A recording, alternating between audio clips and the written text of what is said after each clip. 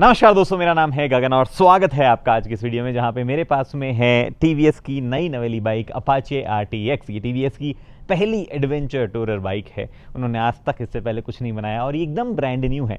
हर चीज़ जो इस गाड़ी में लगी हुई एकदम नई है, इससे पहले किसी भी बाइक वगैरह में नहीं आई है। हाँ, थोड़े बहुत एक दो स्विच गियर वगैरह इधर आ गए हैं तो बात अलग है, बट हर एक चीज़ जो है डिटेल में मैं आपको बताने वाला हूँ कि क्या कैसी लग रही है, अच्छी लग रही है, नहीं लग रही है। उसके बाद में राइड करूँगा मैं इसको रोड पे, ऑफ द रोड, और वहाँ पे कैसी फील हो रही है, प्रॉपर एडवेंचर टूर वाली फील है या नहीं है, हर चीज़ की बात करते हैं इसी एक वीडियो में। चलिए ओके, थोड़ा सा शेड में लेके आया हूँ मैं बाइक, ताकि आपको इंस्ट्रूमेंट क्लस्टर वगैरह जो है वो प्रॉपर्ली दिखा पाऊँ, अदरवाइज़ वो दिखाने में काफ़ी प्रॉब्लम होती है। तो चाबी जो है उससे शुरुआत करेंगे, बट पहले मैं फोकस प्रॉपर्ली सेट करता हूँ। ये चाबी है मेरे पास में यहाँ पे, और चाबी जो है वो टिपिकल टीवीएस की चाबी जैसी हमने देखी है वैसी ही है, कुछ भी यहाँ पे बात करने लायक नहीं है। इसलिए मैं इसको सीधा जाके लगा देता हूँ अंदर, और एक एक करके बात करते हैं कौन सी चीज़ यहाँ आती है, कौन सी चीज़ नहीं आती है, टॉप एंड वेरिएंट में ही आती है, लोअर वेरिएंट में ही आती है, अच्छी लग रही है नहीं लग रही है। सबसे पहले 19 इंचेस का फ्रंट व्हील जो है वो आपके पास में है। 110, 80, 19 ये टायर जो है वो लगा हुआ है। यूरो ग्रिप का टायर फिलहाल उस पर लगा हुआ है। टायर जो है उससे मैं बहुत ज़्यादा खुश नहीं हूँ, बट वाइड ट्रेड पैटर्न वाला टायर जो दिया गया है तो थोड़ा सा ऑफ रोड में हेल्प करेगा और रोड के लायक भी है। मिक्स यूजर्स के हिसाब से ही वो दिया गया है। क्यों खुश नहीं हूँ अभी राइड करते वक्त बात करूँगा मैं उसकी, क्यों खुश नहीं हूँ। बट यहाँ पे आपके पास में 41 mm के अपसाइड डाउन फोक्स दिए हुए हैं। WP सस्पेंशन जो है टीवीएस ने कहा है ये है, हालांकि कहीं मार्किंग या ब्रांडिंग वगैरह जो है, हाँ ये देखिए यहाँ पे ब्रांडिंग जो है वो दी गई है यहाँ पे। उसके बाद में यहाँ पे आपके पास में 320 mm का फ्रंट डिस्क जो है वो दिख पा रहा है, जिसमें आपको रेडियली माउंटेड कैलिपर दिख पा रहा है। कोई भी ब्रांडिंग जो है वो ब्रेकिंग सिस्टम पे नहीं है, आपको जेनरिक ही लग रहा है, बट टीवीएस ने ऑब्वियसली कहीं से डिज़ाइन करवाया होगा। पैसे नहीं, कई बार ब्रांड्स ऐसे भी करते हैं कि वो ब्रांडिंग के पैसे नहीं देना चाहते हैं तो उससे डिज़ाइन करवा के रख लेते हैं, बट उन्होंने इसके बारे में कोई भी बात नहीं करी है। यहाँ पे आपके पास में LSC लिखा हुआ है। ये RTR 310 में भी था, मैंने इसके बारे में थोड़ा एक्सप्लेन भी किया। यहाँ पे अभी आगे आएंगे तो उस पर चलेंगे, बताऊंगा मैं आपको एक एक करके क्या है। इनफैक्ट बाइक में जो है टीवीएस ने कहा है हमने XD4 टेक्नोलॉजी का इस्तेमाल किया है। RTXD4 वो क्या है उसकी भी मैं बात करूँगा थोड़ी सी देर में, बट पहले आप ये देख लो। ये वो डिज़ाइन है लाइट की जो कि टीवीएस ने कहा है कि D क्लास लाइट है और मल्टीपल फीचर्स के साथ में आती है। ये DRL तो आप यहाँ पे देख ही पा रहे हो। उसके अलावा टीवीएस ने बोला है कि ये लाइट्स जो है जैसे ही स्पीड इंक्रीज़ होती है वैसे ही इंटेंसिटी इंक्रीज़ करती है। तो ये बड़ा ही इंटरेस्टिंग इसमें फिनोमिनन है। इधर आपके पास में दो लाइट जो देख पा रहे हो, ये और ये आउटर वाली, ये लो बीम, और बाकी ये दो हाई बीम है आपके पास में। TVS LED यहाँ पे लिखा हुआ है। लोअर वेरिएंट में ये लाइट नहीं आएगी आपको। मैं एक बार की लाइट जो है वो, क्योंकि इंजन चालू करूँगा ना तो उसके साथ में जल जाएगी, आई थिंक जल जानी चाहिए, जल गई है। इस तरीके की जो है वो लाइट आप देख पा रहे हो ये है, और आप ये हाई बीम मैंने लगा के आपको दिखा दी है। अब ऑब्वियसली मैं बाय द वे ये जो DRL है ये वेलकम फंक्शन के साथ में भी आते हैं, और आपको फॉलो मी होम वाला सिस्टम भी मिलता है। जैसे कि मैंने चाबी बाहर निकाली है बट फिर भी DRL जो है वो जले हुए हैं, तो थोड़ा सा गाइडेंस के हिसाब से आपको लाइट फिर भी देखने को मिलती है।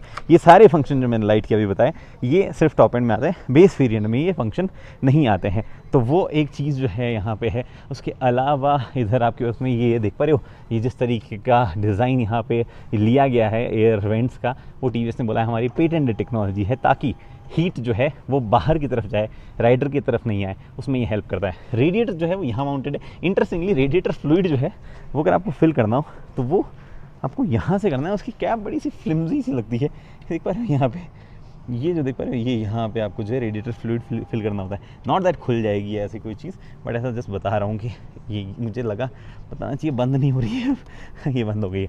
एनीवे, इसके अलावा जो है आगे ये वाइज़र एडजस्टेबल नहीं है, और एक एक्सेसरी आती है जो कि यहाँ पे लग जाती है, but there is no accessories that I can see on this bike. हाँ, इस पर कोई एक्सेसरी नहीं है सिवाय एक चीज़ के, और वो है ये।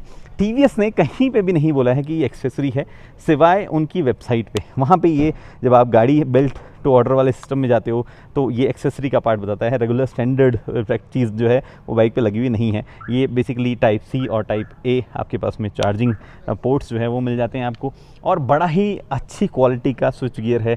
ये क्रूज़ कंट्रोल स्टैंडर्ड है बाइक पे, बढ़िया क्वालिटी का है, और ये मतलब सिस्टम पूरा स्टैंडर्ड है जो आप देख पा रहे हो। ये स्क्रीन जो है ये भी स्टैंडर्ड है, बट इसके अंदर के फीचर्स जो है वो बदल जाएंगे। एक्चुअली मैं बाइक के ऊपर बैठ जाता हूँ और उसके बाद मैं बाकी चीज़ बताऊँगा, पहले ये स्क्रीन वगैरह की ही बात कर लेते हैं। तो स्क्रीन जो है उसमें बेसिकली क्या क्या मिलता है। एक तो बहुत ही इंटरेस्टिंग एडिशन उन्होंने किया है यहाँ पे, बट पहले मैं बाइक चालू करने की जरूरत पड़ेगी, नहीं पड़ेगी एक्चुअली, तो मैं आपको ऐसे ही दिखाता हूँ। ये वार्निंग लाइट्स वगैरह जो है वो जब आप चलाओगे तो चली जाएगी, वो ऐसे ही आ रखी है फिलहाल। क्या क्या चीज़ें स्क्रीन में मिलती है, वेल सबसे पहले ये होम स्क्रीन हो गई, जिसको ऑब्वियसली जो मोड होगा उसके हिसाब से वो चेंज होती जाएगी। टूर, रैली, अर्बन, जो भी मोड आप रहोगे उसके हिसाब से पीछे का थीम जो है चेंज होती रहेगी डिपेंडिंग ऑन द लाइट। अगर आप देखो यहाँ पर लाइट सेंसर है, अगर आपने ऑटो पे सेट कर रखा है तो लाइट्स जो है वो ऑटोमेटिकली ऑन होने के साथ साथ इसकी ब्राइटनेस जो है वो कम होकर ब्लैक हो जाएगी। तो इट डिपेंड्स कि बाहर की लाइट क्या है, एम्बिएंट लाइट क्या है, उस हिसाब से इसकी थीम वगैरह जो है वो चेंज होती रहेगी। अब ये सेम 5 इंच की स्क्रीन हमने RTR 310 RR 310 में भी देखी थी। तो वहाँ पे क्या होता है ना कि जो फीचर्स वगैरह जो दिए गए हैं उसमें जस्ट एडिशन करके उन्होंने ये स्क्रीन जो है उसको यूज़ किया वापस। It's not the same exact same screen, कुछ चीज़ें अलग है।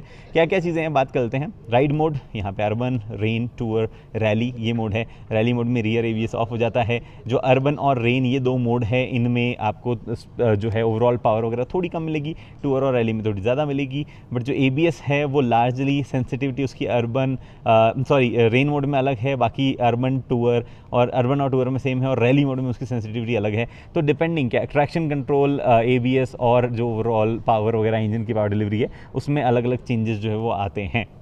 उसके बाद में ट्रिप डिटेल्स आपकी simple day meter ABC 3 trip आपको यहाँ दी गई है। लैंप कंट्रोल, ये हेडलाइट के कंट्रोल, हेडलाइट मोड आपको ऑटो रखना है या क्या बंद मतलब ऑटो नहीं रखना है वो है। अब जो आपकी लाइट कम ज़्यादा होती है स्पीड डिपेंडेंट, उसका कोई कंट्रोल नहीं है, ऑटो पे अपने आप ही वो ऑटोमेटिकली वो भी होता रहता है। हेडलाइट इंटेंसिटी जो है वो भी ऑटो हो गई। उसके बाद में टेक मी होम, और उसके बाद एक्चुअली हेडलाइट इंटेंसिटी जो है यही तो कंट्रोल है वो लाइट वाला। मुझे पता नहीं क्यों जब मैं बात कर रहा था TVS की किसी ऑफिशियल तो उन्होंने बोला आप कंट्रोल नहीं कर सकते हो, but I think this is the control. Headlight intensity auto of, that is the control जो स्पीड के हिसाब से डिपेंड करता है। टेक मी होम फंक्शन जो मैं आपको दिखा रहा था फिलहाल वो यहाँ पे है, जो कि एक्चुअली ऑफ था। मैंने आपको फिर क्या दिखाया, लाइट जल ही नहीं रही थी क्या उस टाइम पे? आप भी बताते नहीं हो मुझे कभी कभी यार, अब कैसे बताओगे? मैं आप तो जो है कमेंट में लिखोगे ना, ठीक है, मैं आपको ऐसे बताता हूँ। ये मैंने यहाँ पे किया बंद, ये लाइट जली हुई है, ठीक है। This is the take me home functionality. DRL ही जली हुई होगी शायद पहले, तो मैंने DRL के थ्रू ही बोल दिया होगा, but they properly lit the headlight, ठीक है। थोड़ा थोड़ा तो बुढ़ापा मुझे लग रहा है आ रहा है, ठीक है। साइड स्टैंड वाल्व ऊपर करता हूँ, will go back in that menu lamp control में। उसके अलावा कुछ छोड़ा था मैंने यहाँ पे? नहीं, यहाँ पे कुछ नहीं छोड़ा था। अब हम आते हैं नेक्स्ट में, जो कि है vehicle control, traction control, quick shifter, ये सेटिंग यहाँ पे है। TPMS जो है वो आपको बिल्ड टू ऑर्डर में लगाना पड़ता है। Basically it's not part of the standard equipment, चाहे आप टॉप एंड भी ले लोगे तो भी, और वो आपको नहीं मिलेगा। आपको जो BT ऑर्डर है, बिल्ड टू ऑर्डर सिस्टम जो है उसी में करना पड़ेगा। कनेक्टिविटी, पेयर डिवाइसेस, GoPro भी कनेक्ट कर सकते हो आप इसमें, और आपको फ़ोन आ रहा है जा रहा है वो सब चीज़ें आप देख पाओगे। एंड ऑल्सो जो मैप होगा वो भी इसी से चलेगा। मैप वाला जो है भी राइड करते हो तो मैप वाली चीज़ पे भी आऊँगा। एक्चुअली अभी आया था हूँ। मैप बेसिकली क्या होता है ना, जो ऐप है उसमें आप जो है आपको ऐप चालू रखनी पड़ती है, you can not turn the phone of. और यहाँ पे इस एरिया में जो है, जैसा करंटली आप शॉट देख पा रहे हो, गूगल मैप का फीड आता रहता है live, not turn by turn but live. अगर आपका फ़ोन बंद हो गया तो फिर वो टर्न बाय टर्न नेविगेशन में कन्वर्ट हो जाता है। तो इस तरीके से मैप काम करता है, गूगल वाला ही है मैप। डिस्प्ले सेटअप आपके पास में कस्टम विजेट्स जो बाहर होते हैं वो, display brightness, display theme, high speed alert जो कि 130 तक आप लगा सकते हो, और क्लॉक सेटिंग, ये ऑप्शन आपको यहाँ मिल जाते हैं। उसके अलावा यहाँ पे कुछ भी नहीं है। ये है वो विजेट्स जिसकी मैं बात कर रहा हूँ। आप चेंज कर सकते हो कि कौन सा आपको कब कहाँ कैसे चाहिए। उसके अलावा बाकी जो चीज़ें हैं, लाइट वगैरह जो अब साइड में आती है, जब आप हेडलाइट लाइट जलाओगे तो इंडिकेटर का जो है ये सिस्टम दिख रहा है, ये सब चीज़ें वैसी ही है जैसी हमने RTR वगैरह में देखी थी। स्विच गियर में भी लार्जली कोई चेंज नहीं है, वही चीज़ें हैं जो हमने RTR RR 310 में देखी थी। इधर आपके पास में सिर्फ किल स्विच है और स्टार्ट करने के लिए है, और ये आपके पास में हो गया एडजस्टमेंट ब्रेक लीवर वगैरह का। उसके बाद में ये टैंक जो है 12.5 लीटर का आप यहाँ से एक्सेस करोगे। और कुछ चीज़ों की मुझे यहाँ पे बतानी थी, एक्चुअली कुछ नहीं, all this everything feels very solid, very nice. जो हमने बजाज की थ्रक्स्टन देखी थी उसका जिस हिसाब से आगे किया गया था प्लास्टिक वगैरह यूज़, वैसा नहीं है। हालांकि उसमें जो ओवरऑल पार्ट्स है वो भी कम ही थे जो उसको होल्ड कर सके, इसमें तो पार्ट्स वगैरह भी ज़्यादा है। तो it feels very Chunky, nice, solid, ऐसा कुछ भी लूज़ फिटेड नहीं लगती है कहीं पर भी। बाइक जो है क्वालिटी मामले में बढ़िया लगती है।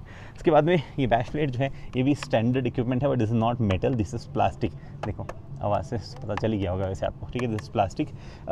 ये 300 सीसी का इंजन, 299 पॉइंट वटेवर, वो इंजन जो है आपके पास में 28.5 Nm का टॉर्क और 36 PS की पावर जो है वो देता है। HP में जाना है तो 35.5 समथिंग जो देता है। लार्जली वही टॉर्क पावर फिगर्स है जो कि 310 सीसी वाले से मिलते थे। थोड़े से RPM बैंड जो है वो बदल गए हैं ऑब्वियसली, क्योंकि इंजन बदला है, इस वजह से वो बदल गया है। उसके अलावा आपके पास में ट्रैक्शन कंट्रोल जो है वो आता है, वो मैंने बता ही दिया। क्विक शिफ्टर बाई डायरेक्शनल आता है और 6 स्पीड का गियर बॉक्स है। उसके अलावा कुछ है नहीं जो मुझे यहाँ पे बताना है। This is a different frame by the way, steel frame जो है ये ट्रेलिस फ्रेम अलग है, जो आपके पास RR 310 वगैरह है वो फ्रेम नहीं है यहाँ पे। एंड ये एलुमिनियम स्विंग आर्म यहाँ पे है। आपके पास में बिल्ट टू ऑर्डर में ऑप्शन है कि आप ब्रास कोटेड चेन जो है वो भी ले सकते हो। और उसके बाद में जो रियर सस्पेंशन है, फ्रंट सस्पेंशन के एडजस्टमेंट के साथ में रियर सस्पेंशन का भी ऑप्शन है, बट दोनों आपको बिल्ट टू ऑर्डर में मिलेंगे। फ्रंट सस्पेंशन जो है वो रिबाउंड और कंप्रेशन के लिए एडजस्टमेंट होता है, यहाँ पे ऑप्शन दिया हुआ रहता है। और रियर जो है आई थिंक वो सिर्फ प्रीलोड के लिए एडजस्टमेंट है, उसका भी और कोई एडजस्टमेंट नहीं होता। इसमें तो दिया हुआ नहीं है वो ऑप्शन वाला, वरना मैं आपको देख के बता देता। बट जहाँ तक मुझे याद है रियर सस्पेंशन में कोई भी कंप्रेशन या रिबाउंड या मतलब जो भी एडजस्टमेंट है वो नहीं होता है, आपको सिर्फ प्रीलोड एडजस्टमेंट जो है वो मिलता है। उसके अलावा कुछ यहाँ पे नहीं है। एग्जॉस्ट नोट सुना देता हूँ मैं। राइड करते वक्त एग्जॉस्ट जो उतना बढ़िया नहीं लग रहा था जितना RTR या RR का लगता है, बट खड़े में इट्स मोर रिफाइंड, तो वो एक बढ़िया चीज़ मुझे यहाँ पे लगी। सुनो,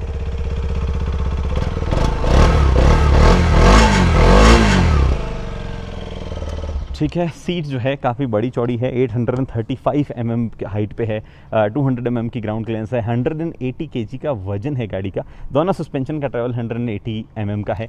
ये जो आप लगेज रैक देख रहे हो ये भी टॉप एंड में मिलेगा आपको, अदरवाइज़ जो लोअर वेरिएंट है उसमें बस सिंपल ऐसा सा मिलेगा। और इस पर भी माउंट करने के लिए एक्सेसरीज मल्टीपल जो है GV की आप TVS से ही खरीद सकते हो, ठीक है।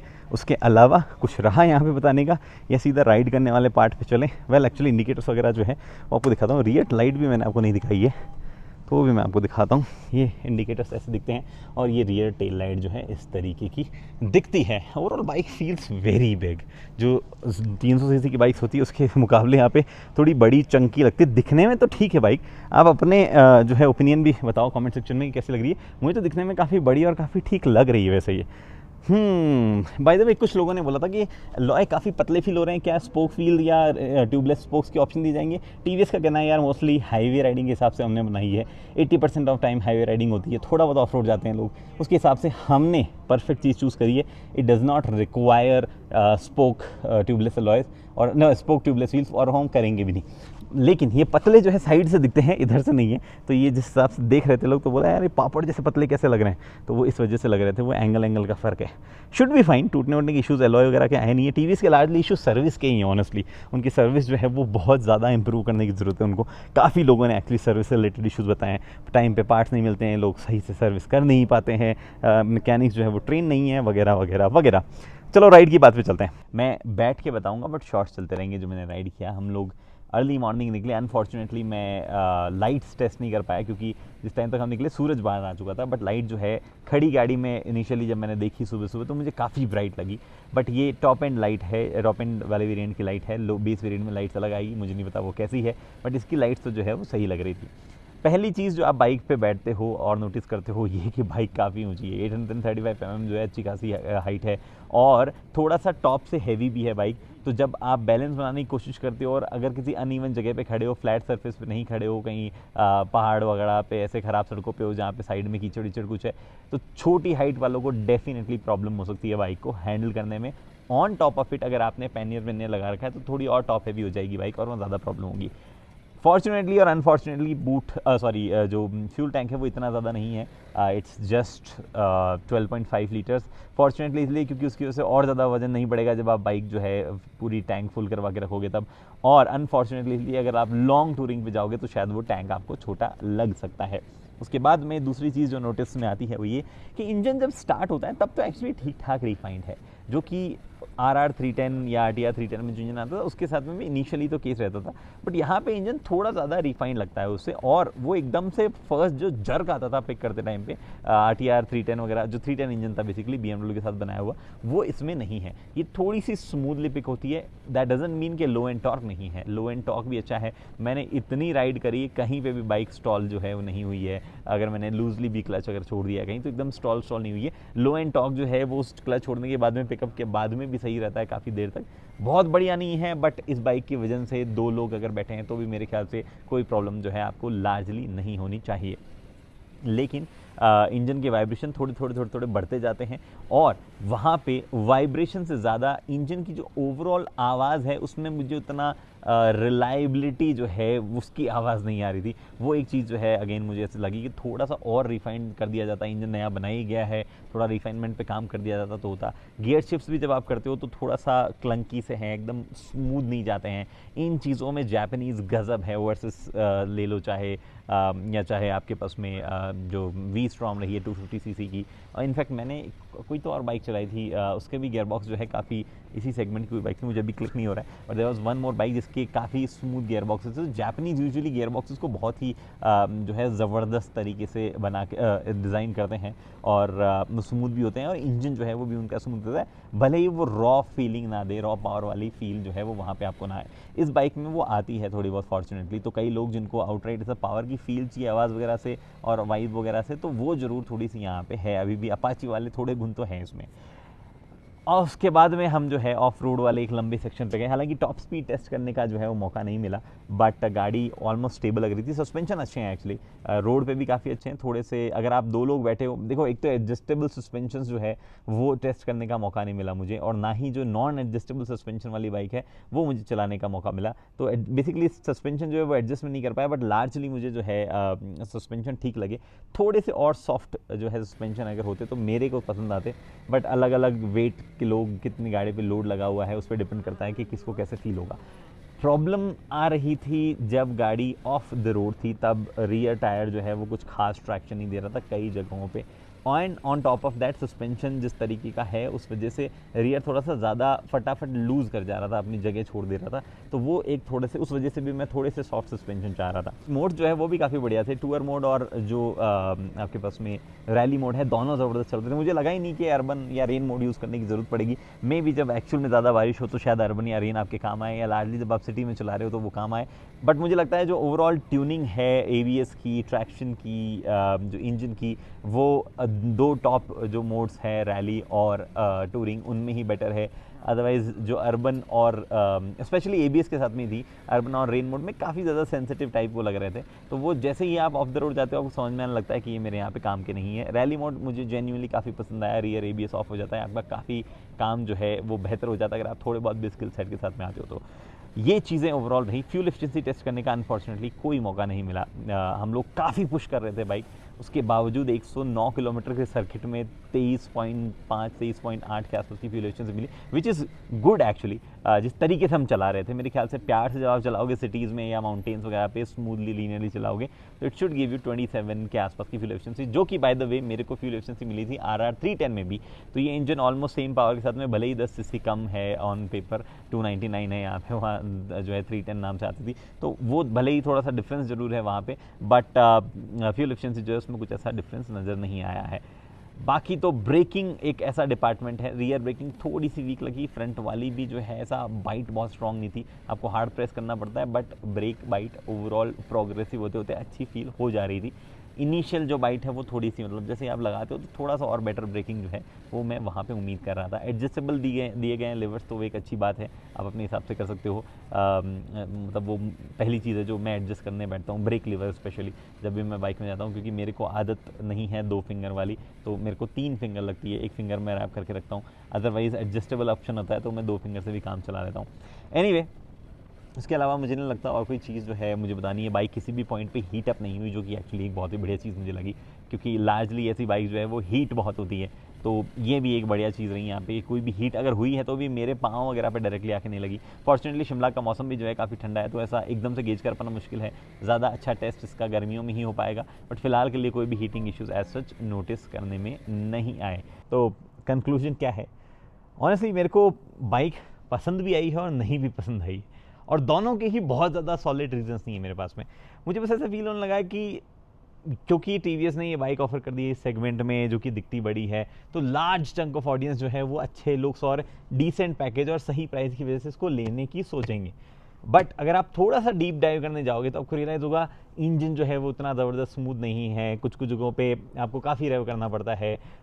जो रिफाइनमेंट है, गियर बॉक्स जो है जिस तरीके से काम करता है, या इवन क्विक शिफ्टर जो कुछ कुछ पॉइंट पे जिस तरीके से काम करता है वो उतना फिनिश नहीं है। जो मैप वगैरह स्क्रीन वगैरह दी गई है बहुत बढ़िया, उनको जो है जो भी इंडस्ट्री में अभी तक करंटली अवेलेबल बेस्ट चीज़ है उस तरीके से इंप्लीमेंटेशन उसका कर दिया गया है। बट स्टिल फ़ोन चालू जब रखना ही है तो मैं गूगल मैप जो है फ़ोन में ही देख लूँगा, वहाँ क्यों देखूँ। ठीक है, इन्होंने थोड़ा छोटा करने की कोशिश की लेकिन और बेटर ऑप्टिमाइजेशन उसका किया था। थोड़ा सा आगे जाके प्रॉब्लम अभी तक किसी मैन्युफैक्चरर ने किया नहीं है इंडिया में, तो कि जो कार प्ले वाली डिस्प्ले है उसी को किसी तरीके से इंप्लीमेंट किया जाए, कोशिश की जाए। जो क्लोजेस्ट है आज तक वो टीवीएस गया था अपनी ट्रिपर मॉड्यूल के साथ में, इन्होंने भी ऑलमोस्ट सिमिलर काम अपनी एग्जिस्टिंग स्क्रीन में कर दिया है। Still I am not very very happy, but जो फीचर लोडेड जिस तरीके से जो लुक्स वगैरह है उस हिसाब से वैल्यू फॉर मनी बाइक लग जाती है, और हो सकता है वो एक बड़ा रीज़न हो मोस्टली लोगों को ये बाइक लेने का। मुझे लगता है टीवीएस को थोड़े से कलर्स में और जो है ऑप्शन देना चाहिए, जैसे कि ये ब्लू जिस तरीके से आगे जहाँ पे ब्राउन हो जाता है, वाइट भी आगे ब्राउन हो जाता है, वो थोड़ा इतना ज़्यादा भी वेरिएशंस नहीं होने चाहिए, या थोड़े से ज़्यादा अच्छे जो है वेरिएशंस होने चाहिए। मुझे कलर्स थोड़े थोड़े कम पसंद आए, बट वाइपर ग्रीन जो है वो, ये ब्लू जो है ये, और जो वाइट है ये एक्चुअली बढ़िया लग रहे हैं। अगर आप जाओ तो इन पर्सन ये देखना, और मोस्ट लाइकली इनमें से आप कुछ सेलेक्ट करोगे। फिलहाल इस वीडियो में इतना ही, उम्मीद करता हूँ वीडियो पसंद आई है। पसंद आई तो लाइक शेयर सब्सक्राइब आप कर सकते हैं। अगली वीडियो तक दोस्तों हेलमेट पहनिए, सीट बेल्ट पहनिए, सुरक्षित चलिए। धन्यवाद। आई थिंक गाड़ी रिटर्न करने का टाइम आ गया है, कॉल आ गया है।